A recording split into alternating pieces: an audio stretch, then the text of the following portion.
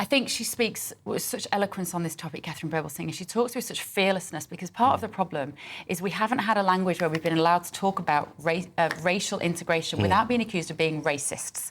Do you feel that that wheel is turning now, so that we can now say, come on, we have to have a frank conversation about multiculturalism and how it doesn't always work? No, absolutely. I think that, and that conversation needs to be had. That importance of having shared civic values, mutual obligations. And I think that without the presence of a common moral, cultural standard, it's very difficult to sustain and cultivate social cohesion, especially in a society which is as racially, ethnically and religiously diverse as ours.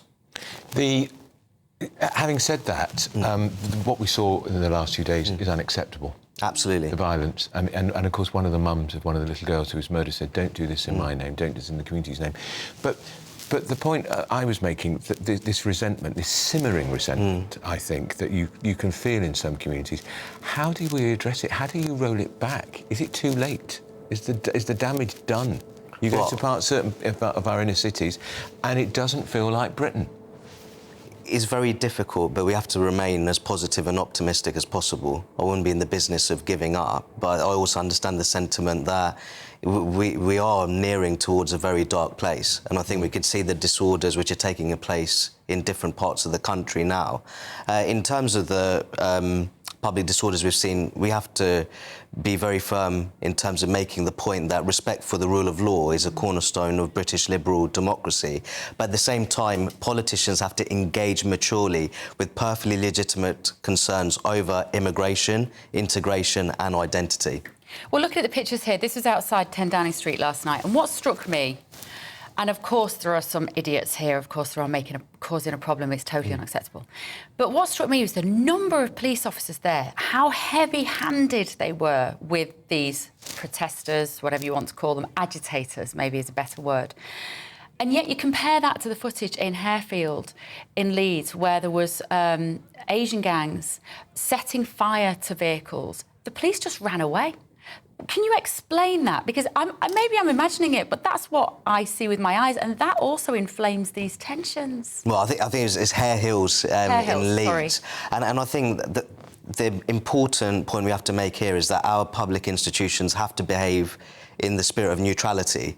And I think that also the language at times from the new Labour government, when it comes to talking about different kinds of disorder, there have been differences there in terms of the tone and the language. And I think it's very important that politicians and public institutions, such as police forces, they engage with concerns that certain groups in British society may well be the beneficiaries of preferential treatment when it comes to matters of law and order. What do you mean about the language deployed by the new Labour government? They've only been in power 3 or 4 weeks. This is the Home Secretary you're talking about? No, talking about the Home Secretary in particular. Right, so if you what see, did she say? So I think that her statement when it came to the Southport riots, which were primarily caused by out-of-town troublemakers, I think that her language was robust, and I think rightly so. She talked about violent thugs essentially coming into Southport and being responsible for destruction of private property and also injuring 53 police officers. While I felt that her statement on Hare Hills, the Hare Hills riots,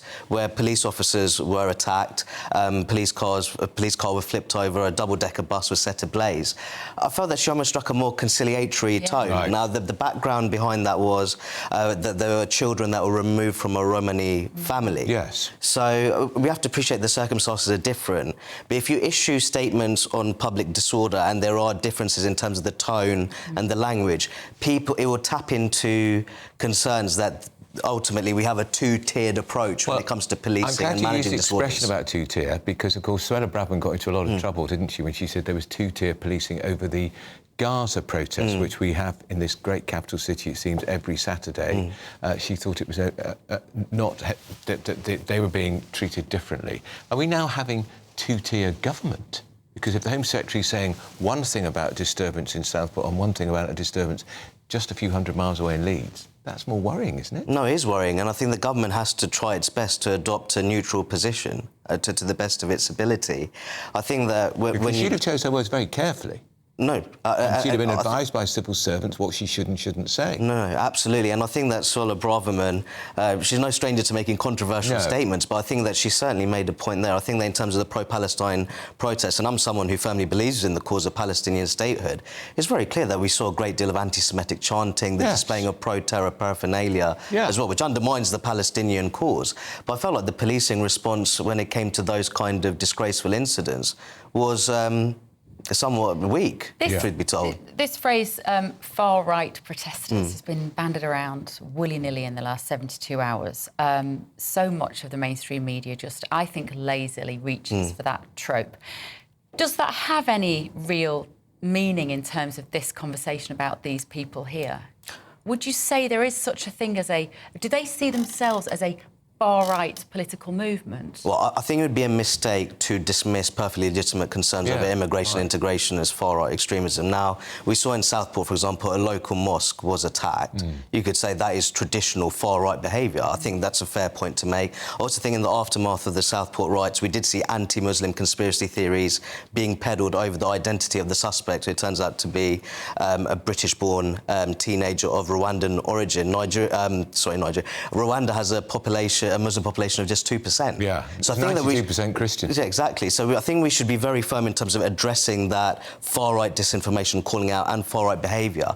But I think the mistake that we would make is dismissing millions of people in the country who have perfectly legitimate concerns over immigration and the ability of newcomers to integrate into British liberal democratic values. That's not far-right in my view. Yeah, because I keep hearing on other radio stations, it's the English Defence League. And should the English Defence League be banned? Tricky. Look for the English Defence League. They haven't got a website. I'm not even sure the English Defence League exists as an entity anymore. Well, I think that prescribing the English Defence League is just a sticking plaster, really, isn't it? I think that what we have to do, we have to have a political establishment that addresses those concerns over living in a two-tier society, especially when it comes to matters of law and order. We need to have a more controlled immigration system. The chances of that at the moment are very slim. If truth be told. We also have a very dysfunctional asylum system, and I think I'd make this point that the Southport suspect being of Rwandan origin, even though being born in Britain, Rwanda, as you know, has a history of extreme violence. Well, his parents fled here after the terrible genocide. Absolutely, and I think actually you'll see that children of refugees and asylum seekers, there's a high risk of psychiatric disorders. So I think those are the kind of things that we need to explore. We want to have a very mature conversation about preventing these kind of horrific atrocities. There's almost a theme there. And if we take what Catherine Birbalsingh said at the start of the show about the fact that you have to proactively bring people together, and she does it over a shared set of values, that is not going to happen under this government. That's my worry. They are too frightened to say what are the shared set of values and what are the expectations of people in order to be British. They also know where their votes are. Labour.